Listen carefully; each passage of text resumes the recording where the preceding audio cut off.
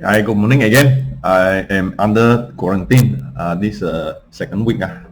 So I'll continue with the findWHERE.info series for the series on today, Tenant. Let me begin. Welcome to my channel. This topic today is on the chapter called Tenant. Yesterday we did a chapter on landlord, quite a lengthy one because landlord side talk about eviction. So this one today, Tenant. I am Thomas Sim, PA 2066. Today is 17th of August 2021.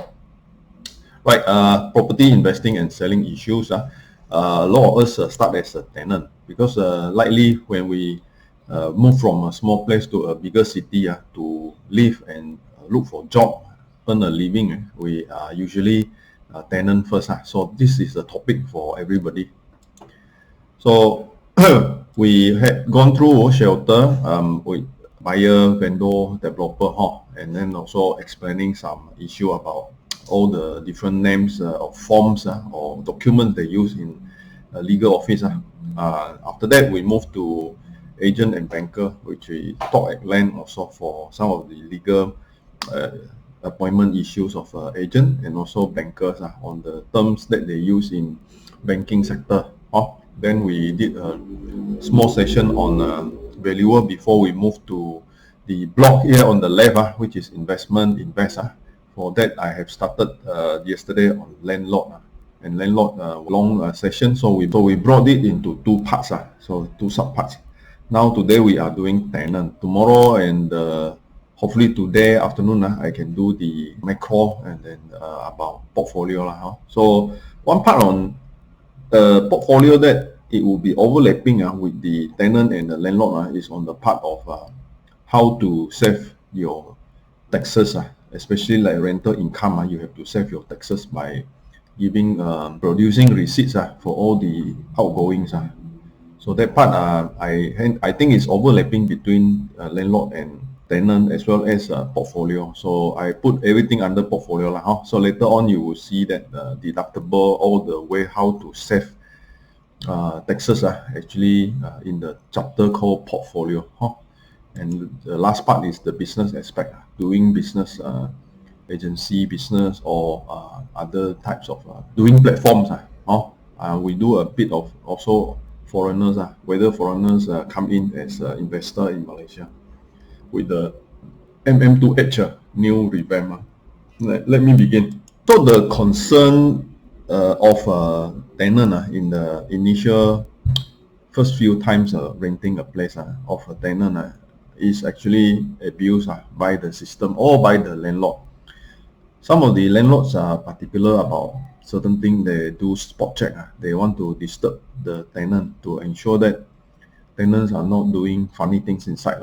So they usually make cold calling, which is not allowed in fact. So these are sudden visits and intruding the privacy of the tenant. So tenants hate the landlord doing this. Some of the landlord also pestering the tenant for compliant to certain cleanliness issues. So when the landlord come by and see the house is dirty, then the landlord will be angry and then throw tantrum, complaining about this tenant. But yet the tenant behavior is like that. So that's why hard to get a perfect tenant. So for one side, you are looking at expectation from the landlord, and the other side you are looking at tenant expecting the landlord to just leave it as it is, because he has paid his rental. He said then it's my way of life, so don't come and disturb me. So this is two issues from both the side of the landlord perception and the side of the tenant's privacy. Likely you also see that some landlord increase rental when they see this particular house is now tenanted. He will make trouble by increasing rental because he knows that tenant would not usually move out, and likely tenant moving out so much of a trouble. So likely the next round I will increase rental fee.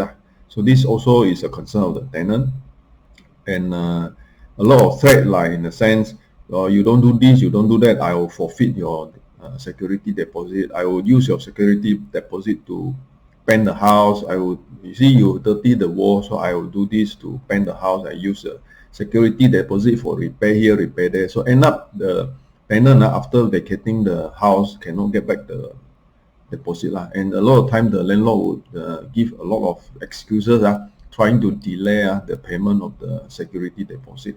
Some will say that well, my landlord has not paid me even though I have vacated the place for 2 months.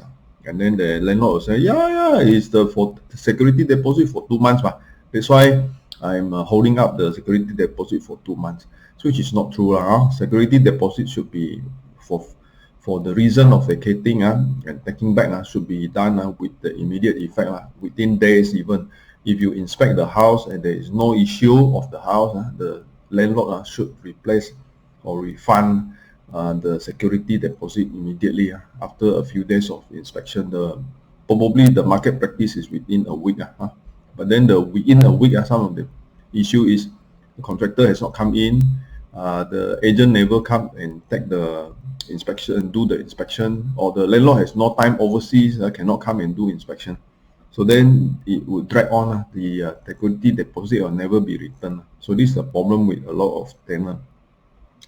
And last but not least, loss of employment, transfer movement, damages, and all this will create a lot of agitation and disagreement and dispute between tenant and the landlord. Because some of these situation is actually not in the control of the tenant. So some of the issue lately is COVID-19, and therefore landlord and tenant relationship go into problem because the transfer, maybe the tenant has no job already, he has to transfer to another place for a job, and therefore he has to move out. So loss of employment, transfer, these are common. Then the damage and repair, sometimes in the sense damage and repair is in between, blur area. So if you can say, okay, the chair actually already old, so there is a problem with the chair.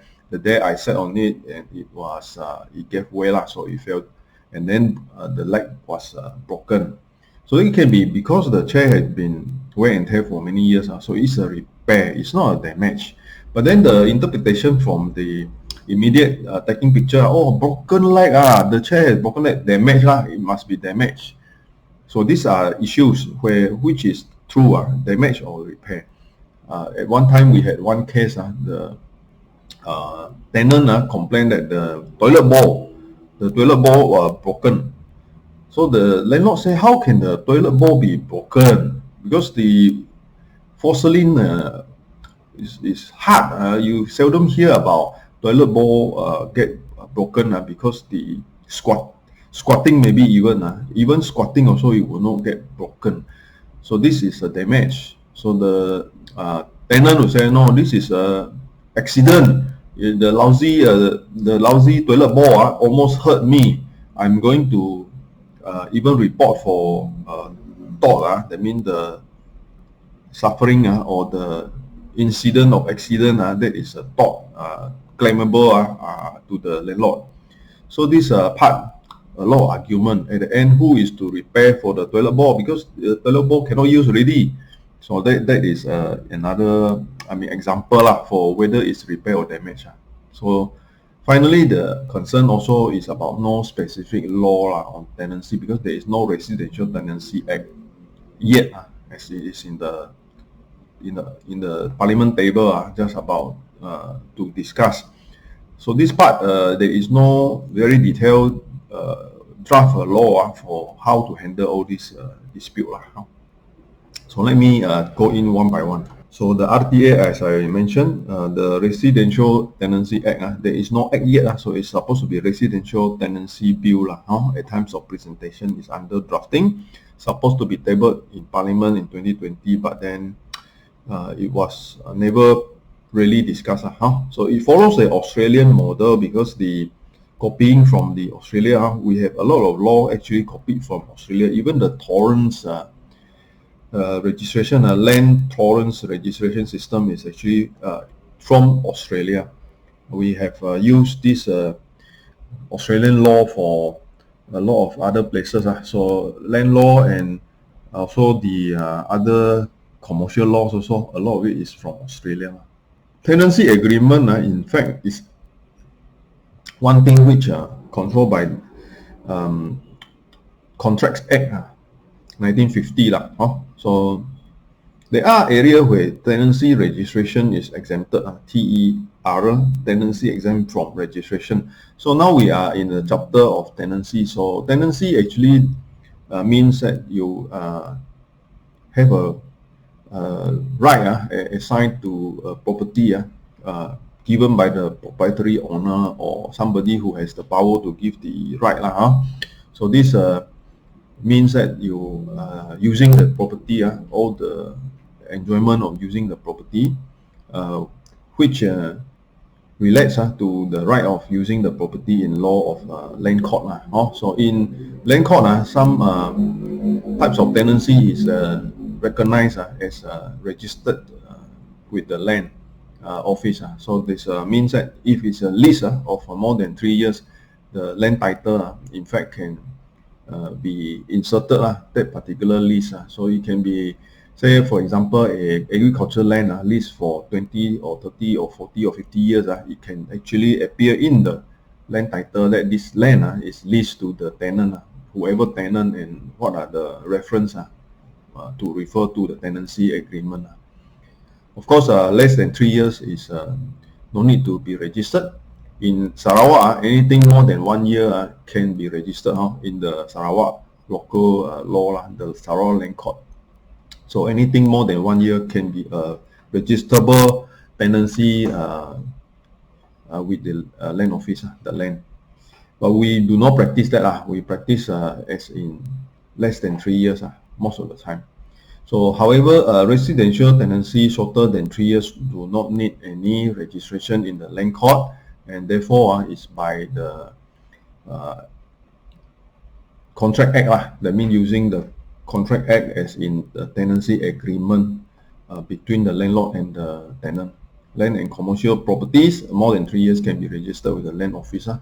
So this is what I mentioned just now. So legal or is it privately arranged? So now if you say I want to rent a place for 6 months or 1 year or even less than 1 year, is it required to be a tenancy agreement or not?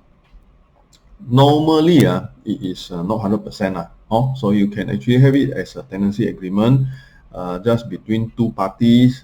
Some even never have or official stamp tenancy agreement written out in booklet form. Some even just because of verbal agreement, they just contract stand on the verbal agreement.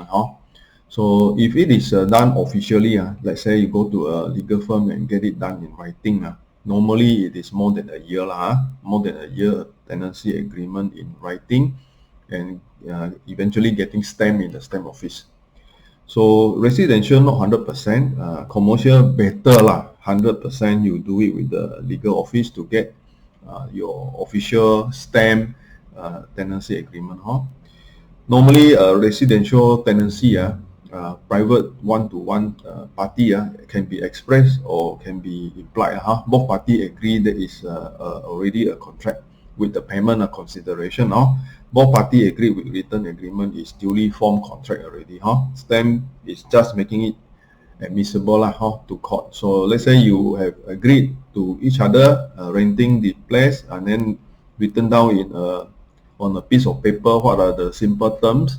This is a tenancy agreement with the payment of the booking fee, deposit, everything. Then this is a fit legal arrived contract of tenancy of this unit of residential estate. However, if you prefer not to stamp it, that means you don't send for stamping. This agreement is still a contract. However, when any dispute happen and both parties cannot resolve the dispute, needing to go to court, then this particular paper has to pay the stamp duty before can be admitted to the court as evidence. So that is the process. Why people say stamping charges? Because of the just now the adjudication part. That means when the contract is not stamped, it cannot be presented to court. Normally we don't go to court for tenancy dispute, but in case that you need to, if evict a tenant from the house, then you need to have that tenancy agreement, which is stamp 1, to go to the court and prove that you are the owner who has rented out this unit of house to a tenant that you want to evict. So this eviction process need to go to court, and this court has to admit the tenancy agreement, which is a stamp tenancy agreement. So who is to pay? Whether is it landlord or is it tenant? Some people would interpret it as, well, you want to evict the tenant, so the landlord is more important for him to go and stamp. If he doesn't stamp, the tenant doesn't want to stamp it, then at the end, it's still the landlord having to pay for the stamping.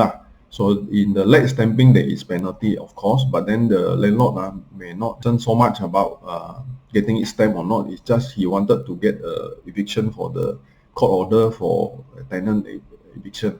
But then from the aspect of the law, let me clarify this.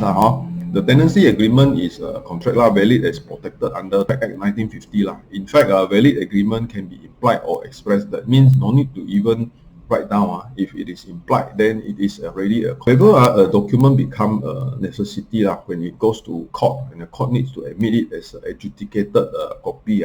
And this is to go through the stamping office. In the law, Stamp Act 1949, third schedule, section 33, duty by whom payable, who is a lessee. For lease, which is item number 8, I have circled here. Lease or agreement for lease, the payment duty to whom, who is payable, is actually the lessee. The lease of agreement is a lessee to pay. So who is a lessee? The lessee is the person who received the lease. It means lessor, L-E-S-S-O-R,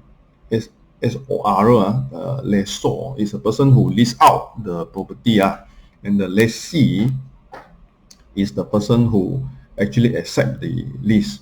So the tenant is the lessee. The tenant is supposed to pay for the stamp duty according to Stamp Act 1949. So how much is the stamping fee for stamping the agreement? So this one is governed by the Stamp Act 1949 on item 49, lease or agreement for lease, any immovable property, and for securing the payment for the provision of service or facility or other matter or things in connection with such a lease. So this has one part, different period. When the lease is for a different period, not exceeding 1 year, the multiplier is 1. Exceeding 1 year but less than 3 years, the multiplier is 2. And then exceeding 3 years or more, infinite period, the multiplier is 4. So the first thing is, what is the tenancy agreement average monthly rental? So that is the monthly rental you need to calculate. Let's say this tenancy is for 2 years, and then it is actually first year at 1,000 ringgit, the second year at 1,200 ringgit. So you have to calculate for the whole period of 2 years, what is the average. When you calculate the average monthly tenant payment of rental, the averagely every month is actually 1,001. So you would use the 1,001 times 12 months to get the total, to minus out the does not exceed 2,004, minus out the 2,400 ringgit, and then divide by 250. So when you divide out by 250, you get a so-called number, which it will be multiplied by here, multiplied by 2. So exceeding 1 year but not exceeding 3 years. Just now we said it's 2 years, so times 2.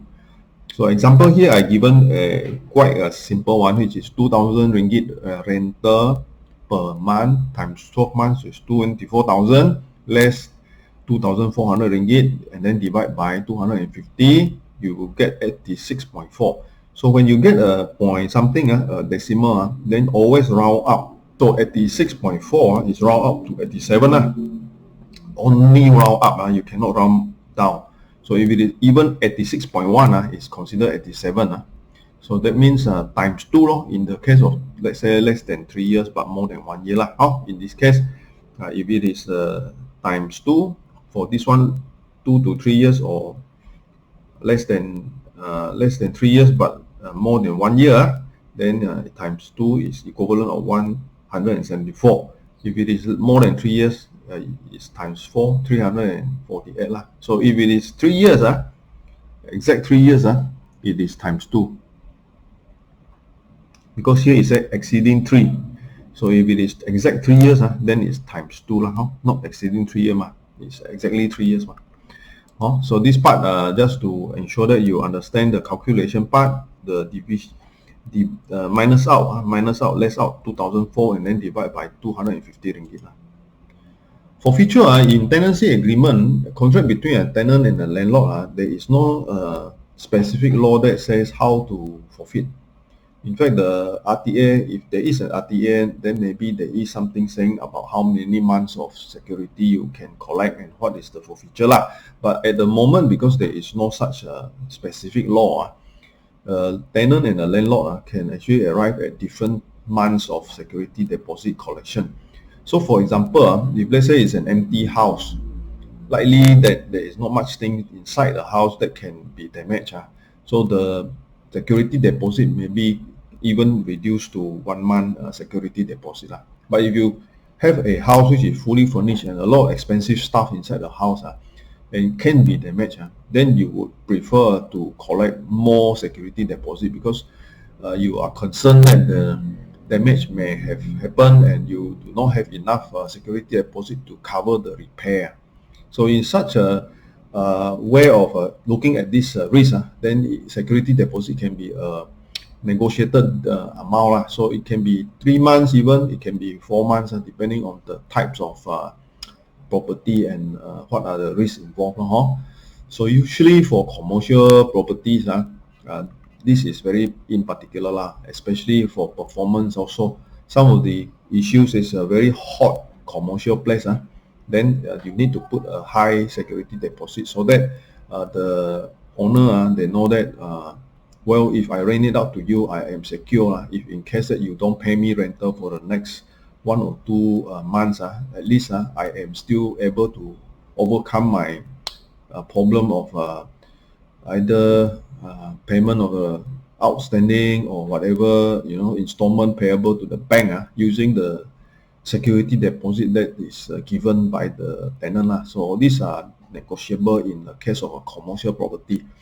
And commercial property, especially when there can be fire or insurance issues, there are times that even some problem happen, you cannot rent it out to the next tenant, and that means forfeiture of the deposit may actually help up in the commercial property for a period where it is still under investigation or under issues. So this is how to take the risk and cover the risk with insurance as well as security rent deposit. No limits actually. There is no limits actually for individual party, either the tenant or the landlord, to put what sort of terms under the forfeiture for the security deposit, because it has to be both sides agree. So if let's say the tenant disagree with the security deposit of 4 months, he thinks that it is exorbitantly high, then he can negotiate with the landlord saying that he doesn't want to rent the place if the negotiated security deposit is 4 months. Unless you give me 2 months, I wouldn't want to rent your place. Of course, the landlord will say, well, in that case, then if my hot property, I can have another tenant, I would prefer to rent it to another tenant. So there is a lot of this type of negotiation going around. If let's say the tenant is not desperate for the property. Okay, performance of the contract, this part is more for understanding if it is interpreting the forfeiture. So some of these forfeiture can mean that it is not so straightforward in the sense of the duration of the tenancy. Let's say you don't complete tenancy by 2 years, you have problem with your business or whatever reason, you don't want to stay in the property anymore by 1 year, you have to forfeit the deposit and at the same time pay up the next 12 months. So this is what is dangerous or so-called concerning in the aspect of interpretation of the forfeiture is in the law. So if let's say tenancy is 3 years, then the performance is only 2.5 years. has not completed the performance of 3 years, so the landlord can forfeit the security deposit. This is one part, and on top of it, the landlord can even ask that vacating the place, the tenant has to pay up the final 6 months rental, or get a better solution of it, get a replacement tenant. So claiming performance in commercial tenancy is a serious matter. So let's say better get done with the lawyer if you are looking at renting a commercial property to understand this part. Just now 6 month follow-up between partners after actually signing up a 3 years contract to rent this commercial property.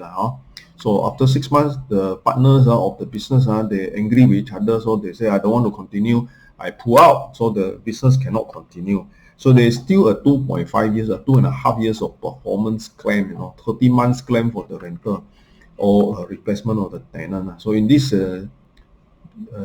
so-called deep shit situation of business, a lot of these things happen. You better check it out with your lawyer whether you actually can move out or not. If you are not wanting to continue the business, these are consequences that the performance claiming go to court and claim you for the next 2.5 years, or you have to look for a tenant that is able to pay off the performance. So this part, of course, the usual thing happens is you sue my company because my Sdn Bhd company now is a fallout, so you sue my company. So there are a lot of people who hide behind this Sdn Bhd company just to say that you can go take legal action against my Sdn Bhd. I am not bothered. So this is one thing which in business you have to be careful of. For residential tenancy agreement, usually you look for this diplomatic clause or break clause. So we call it a break. So you can break out and let yourself free in that sense. Let yourself free. So tenant can put this in as to protect his interest, because he may be temporarily being given this promotional post, and then the next promotion he may go to another place. So he initially thought that he was promoted to this position as a manager in this city A. Then the next thing he get to know is that after a year staying, suddenly he got opportunity to promote to a general manager in another city. So he has to go to another city to take the job. So he cannot continue renting. So this type of situation, the tenant can ask for a diplomatic clause or for expatriate clause inside the tenancy agreement. So if there is such a diplomatic clause or expatriate clause in the tenancy agreement, it means the tenant is able to get out of this tenancy at any time he is subject to transfer.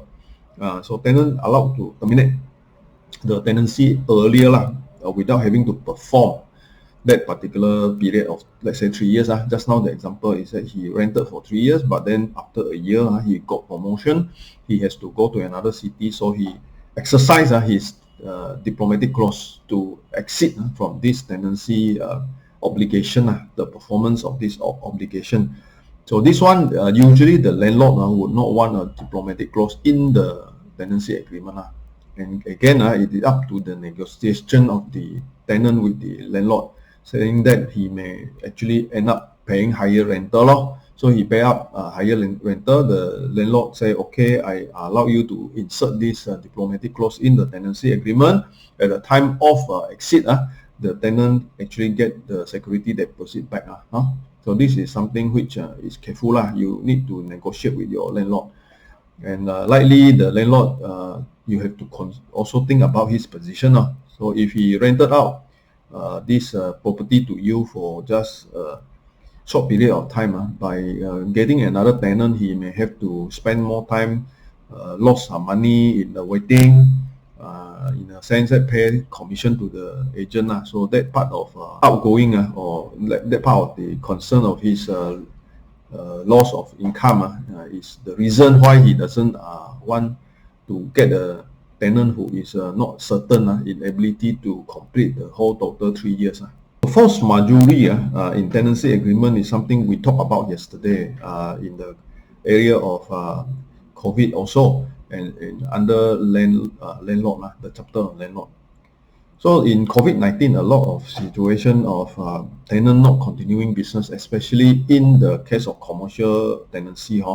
The COVID Bill 2020 put in the 23rd of October 2020 until June this year, 2021, actually gives the tenant reason not to actually be evicted lah. So there is no way the landlord to evict the tenant during this period of time in a commercial setting lah, but not in the residential setting. So in the residential setting, the tenant still have to continue paying rental. If not, then landlord can exercise the right according to the contract that is between the tenant and the landlord to exercise landlord's right to evict the tenant.